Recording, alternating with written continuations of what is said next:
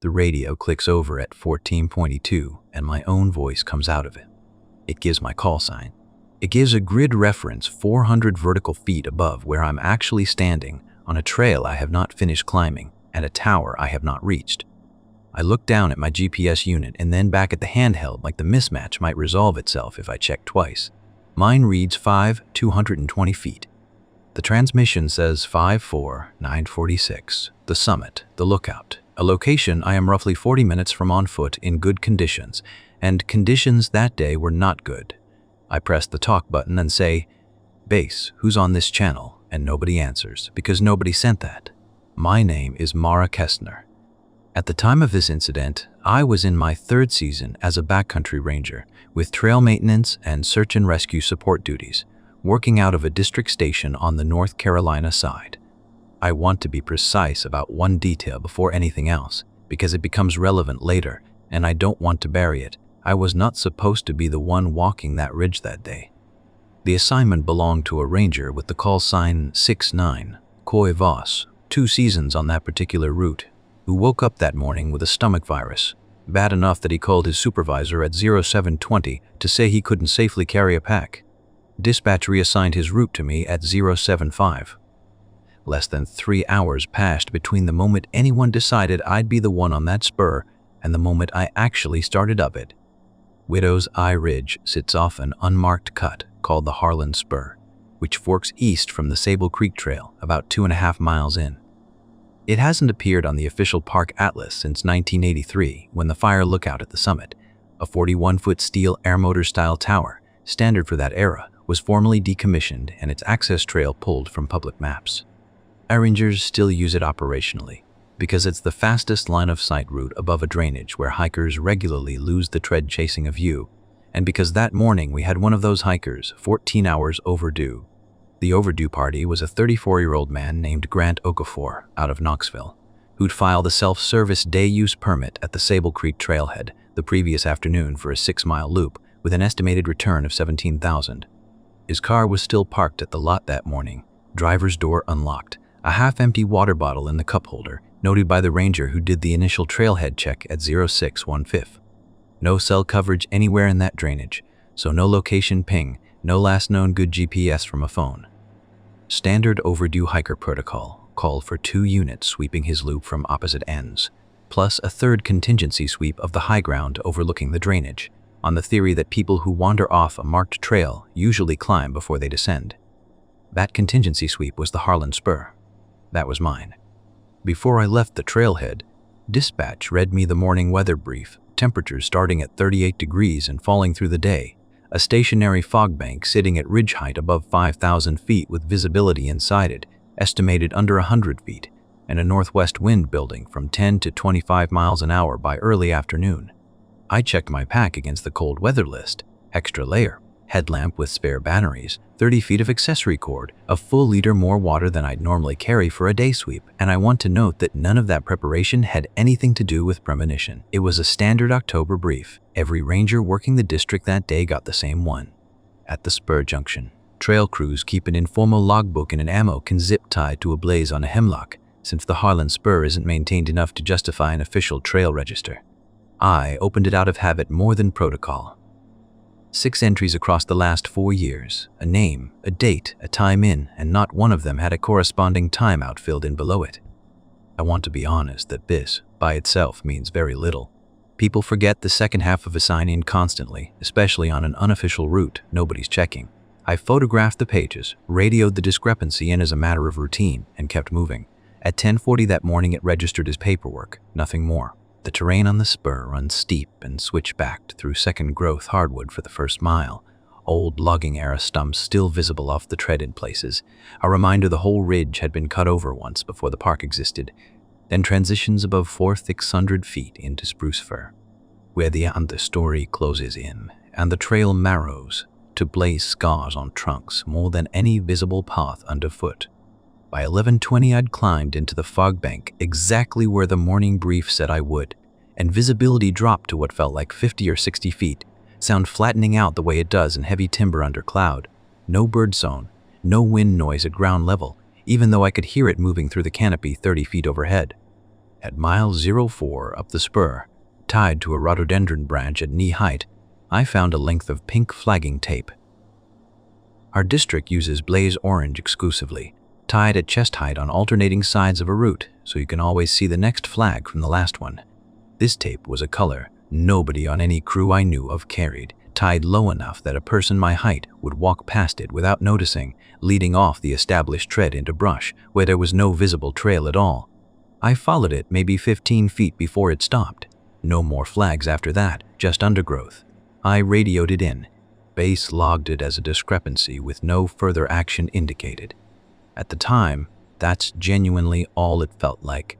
About a quarter mile past that, nailed into the trunk of a red spruce at roughly eye level, I found a small aluminum marker, hand-stamped, not manufactured, the kind you'd make with a letter punch set and a blank tag from a hardware store.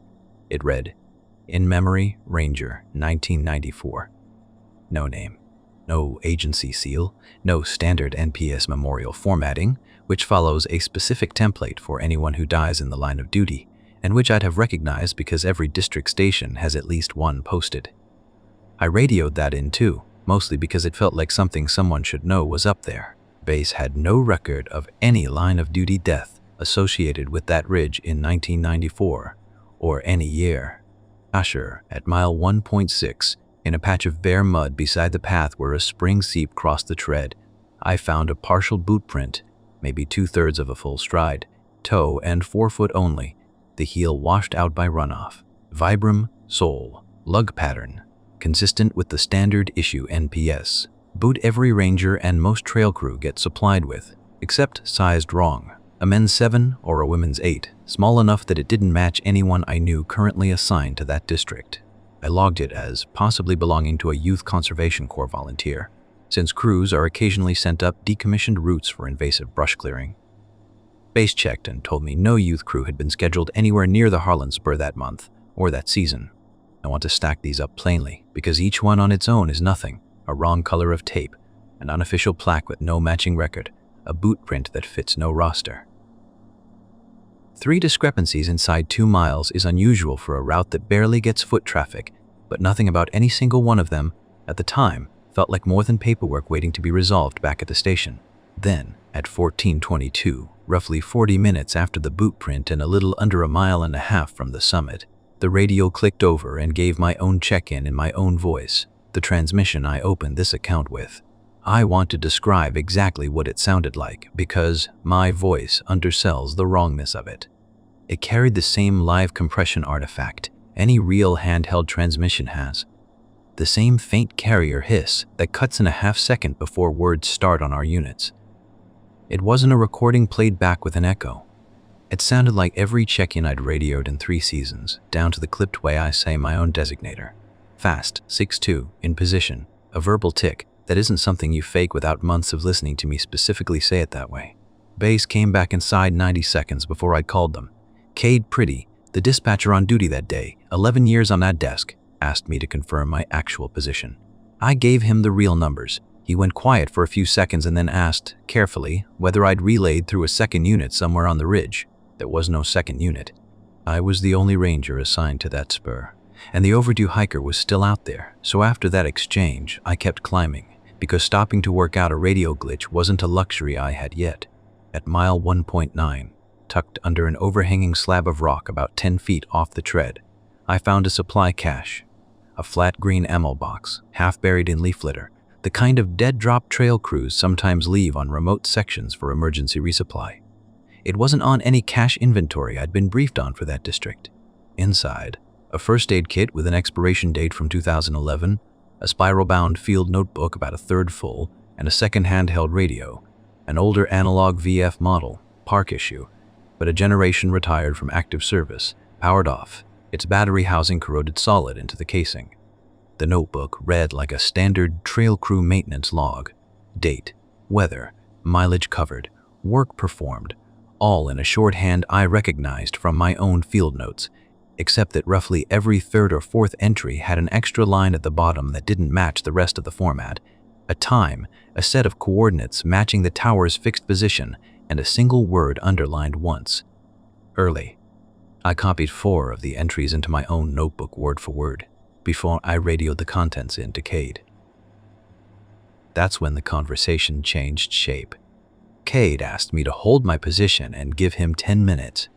When he came back, he told me he'd pulled an internal tracking file for Widow's Eye Ridge, file number WION87, opened not for a single incident, but as a running log, the kind normally reserved for a recurring maintenance problem, like a culvert that keeps failing in the same storm. This particular file had been open since June of 1987. He started reading me the summary, and I'm going to lay it out the way he gave it to me, because the specifics are the whole reason this stayed an open file for 37 years instead of getting closed out as one weird afternoon. The first entry, June 1987, a ranger with the call sign for 1 logged a phantom check-in in his own voice, reporting the tower's coordinates before he'd reached them, and noted it in his after-action report almost as an afterthought, a single paragraph at the bottom of an otherwise routine patrol log.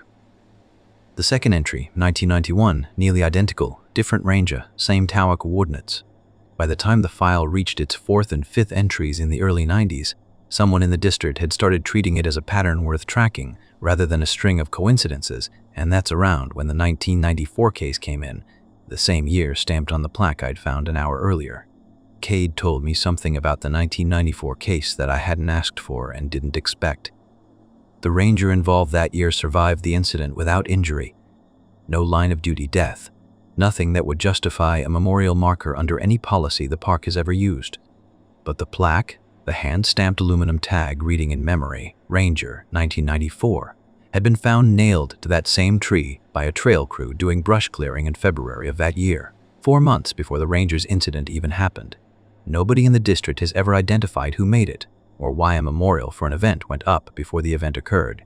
That detail is in the file exactly as I've described it. Nobody has resolved it. I'm not going to pretend I can either. He kept going through the log. A 1996 case prompted the first formal investigation, and the recordings from that incident and 2 others were sent to an outside audio forensics contractor for analysis. The same year, coincidentally, the district installed its first digital logging system for radio traffic, which is part of why later cases have cleaner data than earlier ones. The finding came back unambiguous. Legitimate live radio transmission, not a recording, not synthesized, not equipment feedback bouncing off a dead spot. Something transmits on the correct frequency, using the correct automatic authentication tone our units generate at the start of every call, a tone that isn't public information and isn't something you can replicate without access to equipment the park controls. By 2003, the file had accumulated enough cases that a formal internal review compared them side by side, and that review is where the pattern most people eventually notice got written down for the first time. In every case with complete enough records to check, the ranger involved had been a last-minute substitution onto that route, assigned the same day, sometimes only hours before signing out, same as me. Same as Coy Voss's illness that morning, putting me on that spur instead of him. 11 of the 13 cases on file before mine fit that description exactly. The other 2 had incomplete assignment records from before the park started tracking scheduling changes digitally, so nobody could confirm or rule it out either way. The most recent case before mine, 2019, prompted a second forensic review, this time with better equipment than 1996 had access to. The same unambiguous result. Legitimate transmission, no identifiable source. And in 2022, the district ran a physical ground search of the ridge using directional radio frequency locating equipment, the kind used to find downed emergency beacons, specifically to try to locate a hidden transmitter anywhere within a half-mile of the tower's fixed coordinates. They found nothing. No equipment, no cache, no wiring, no power source. The search took 4 days and covered the entire summit and both approach ridgelines. I asked Cade the question I actually needed answered, which wasn't, what is it? I'd already accepted nobody could tell me that, but when, exactly, relative to arrival? I pulled my GPS track log and read him the recorded timestamp of my own arrival at the tower's fixed coordinates from earlier that day, before I'd even reached the tower physically. The unit logs a waypoint the moment you cross within a set radius of a stored coordinate, which meant it had already flagged the moment automatically once I got close enough, even though I hadn't climbed the stairs yet. I asked him to check the true origination timestamp on my phantom call. Not when Base heard it relayed through a repeater with its own lag, but the raw signal log timestamp from the source. He read me 2 numbers. My GPS logged arrival at the tower's radius, 15,007. The phantom call's verified origination, 14,056, 11 minutes. I asked him to check 2 of the older cases with the most complete digital records, 2011, and the 2019 case that had gotten the second forensic review, the same way, origination timestamp against GPS-confirmed arrival. In both, he read the numbers back to me without any inflection I could hear over the radio, and in both, the gap was 11 minutes, not close to 11. 11, to the minute, in every case with recording equipment precise enough to check it that closely. I want to be specific about what that reframed for me, sitting on that ridge with visibility still under 100 feet and the light starting to go gray with early dusk. It wasn't that some radio anomaly was tracking my movements after the fact. It meant that at 075 p.m. that morning, when a dispatcher made a routine, unremarkable call to swap a sick ranger's assignment onto mine, something had already fixed the fact that I would cross within range of the tower's coordinates at 15,007, accurate enough to state a location to the minute, 11 minutes before I made a single choice that led me there, and possibly before the choice to send me at all had finished being made. I told Kate I wanted to test that, and he told me not to, and I made the call myself anyway, because the overdue hiker was still unaccounted for and I didn't have backup within 90 minutes. Instead of continuing straight up the spur toward the tower, I cut west off the established route, planning to contour around the ridge through the spruce fir and approach the summit from a bearing roughly 90 degrees off my original line. A detour I estimated would add 35 to 40 minutes and put my arrival time, and by extension the entire pattern, out of alignment with whatever had produced that number. The bushwhack was worse than I'd planned for. Blow-down timber crossed the contour every 30 or 40 yards, root balls standing higher than my head where whole spruce had come down in some earlier storm, and the fog meant I was navigating almost entirely by compass bearing and altimeter reading rather than sight, checking both every few minutes against a route I was improvising in real time. At one point, I dropped into a drainage I hadn't intended to cross and lost close to 15 minutes working around a slick rock face too steep to descend directly, backtracking to find a break in the ledge. My legs were cut up from waist-high stands of blackberry cane I couldn't see until I was already in them. I want that on the record clearly. My actual path that afternoon was longer, slower, and more physically difficult than the direct route up the spur would have been. There is no version of that hour where I was moving faster than the plan called for. At 16:41, cresting a rise I didn't recognize from any map I'd studied that morning, I came out of the fog directly beneath the tower's east leg. The detour had somehow returned me to the summit on almost the same bearing I'd have hit walking the marked spur straight through.